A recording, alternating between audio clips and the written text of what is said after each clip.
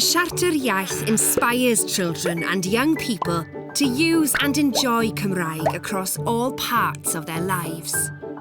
It's an important part of the Welsh Government strategy to have 1 million Welsh speakers in Wales and to double the numbers of us who use Welsh every day by the year 2050.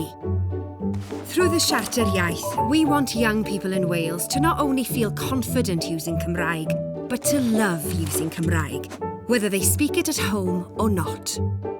This means making it normal to use Cymraeg, not just in school, but also when hanging out with friends in the community. That could mean using more Cymraeg in activities outside school, promoting Welsh content like books, videos, and music, and encouraging using Cymraeg with technology and when online. To make the most of the Siarter Iaith, everyone needs to be on board.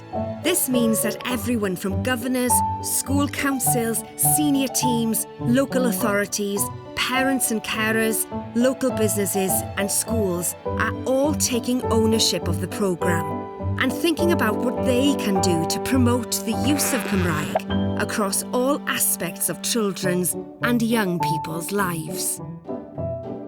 At school, everyone can be responsible for using Cymraeg, no matter what subject they teach or what they do at the school. It's important for schools to check how well their Siarter Iaith programme is working.